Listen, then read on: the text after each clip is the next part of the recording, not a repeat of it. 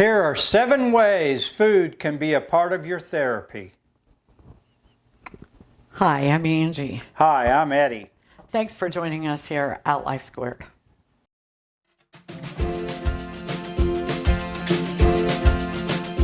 Welcome to Life Squared, brought to you by the Perfectly Imperfect Network, from imperfect folk everywhere. Yeah, did you ever think about food being part of your therapy? Never. Never Okay. ever. Well, it can be. You know, food is so important to our lives. It is. I mean, it's not just about eating because, well, you have to eat to live. It is about socialization. It is about creativity. It's about all sorts of things. Right.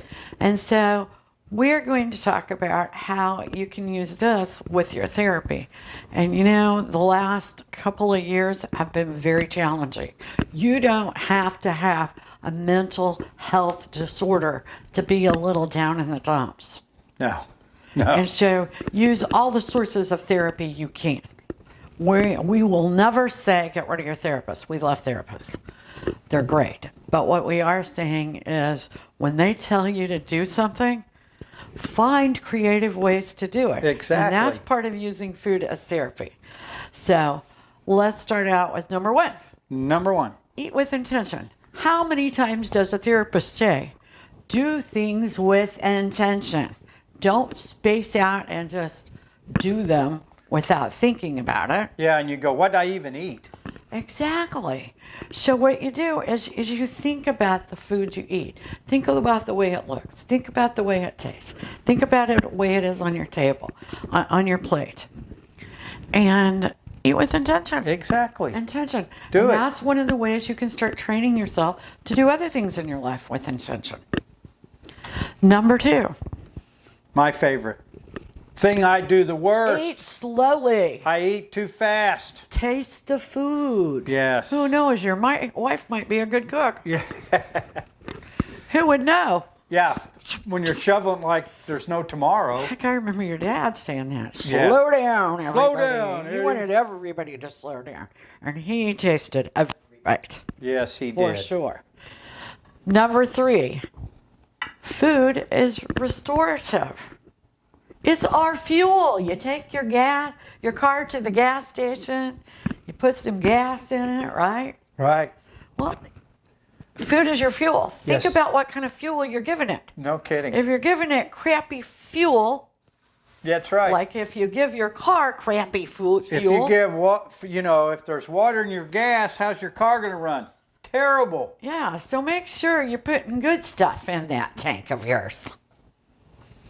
Number 4, food rejoins us with pleasant memories. Yeah. And one example that Eddie does a lot of cooking videos. Actually, we do. Yeah. And our most famous one of all is Mama's dill egg salad. That's right. Nothing could be more simple than putting some dill pickles, some salt and pepper, and mayonnaise in an egg salad. If I can do it, anybody can do it. People love that video. You know why? They're thinking about mama. Their mama. And their mama's egg salad.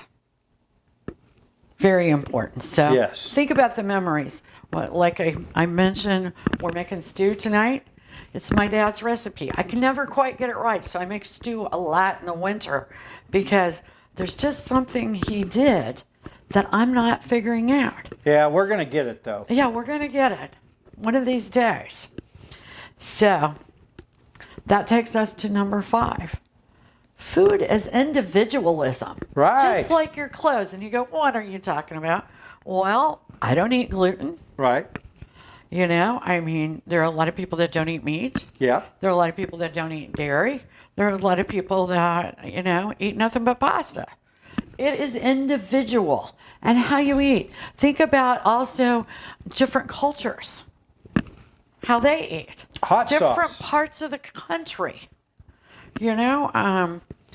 People in Minnesota eat a little bit differently than we do down here in Missouri. Oh, yeah. So it's okay to be an individualist Right. when you eat. You know, some people like fried eggs, some people like scrambled. Great. It's still an egg, Exactly. and it's good for you. Yeah, exactly. Number 6, you can change you by trying new food. This weekend we went downtown to have lunch on Saturday. Yep, we and did. we went to a Peruvian restaurant. Now, a couple of years ago, Eddie would go, "Are you kidding me? No. They don't serve steak. They don't serve steak or burgers. I'm not going there." Are you What kidding me? happened? What happened? I loved it. It's great. And it was like, the It food is totally different than Totally he's used to. different than anything I would eat, but it was great. And we are good now of ordering 2 separate things, especially like sandwiches, and we trade them. Right. So we both get to try 2 new things instead of 1. Right. And almost everything in their menu was gluten-free. Yes. And so that was just like, oh my Amazing. gosh, that's like Disneyland. We will go back. For the celiac Disneyland. So, you know what? Number 7, just like we're doing right here, food communicates. Yes. You know, I tell you what, if you're a mama, you're oftentimes not really appreciated that much. But when you cook good food for your kids and they eat it, pat yourself on the back, Right. because it's just a good thing. It is. It's a good thing. So, and how many business deals are made over food? Oh, millions. How many romances start? What do you do on your first date? Go out to dinner. Go eat. That's the first thing you do. I mean, we go back to our restaurant almost every year on our anniversary. Yes, we do. Where we had our first date. Yep. So, make food part of your therapy and a part of healing. It works. Absolutely. And you don't have to make yourself fat to do it. That's right. So, thanks for joining us here at Life Squared. See you soon. Bye now. We really appreciate you joining us today at Life Squared on the Perfectly Imperfect Network. To get more content, please consider subscribing. If you have any questions or feedback, we'd love to hear from you in the comments section. Thanks for watching.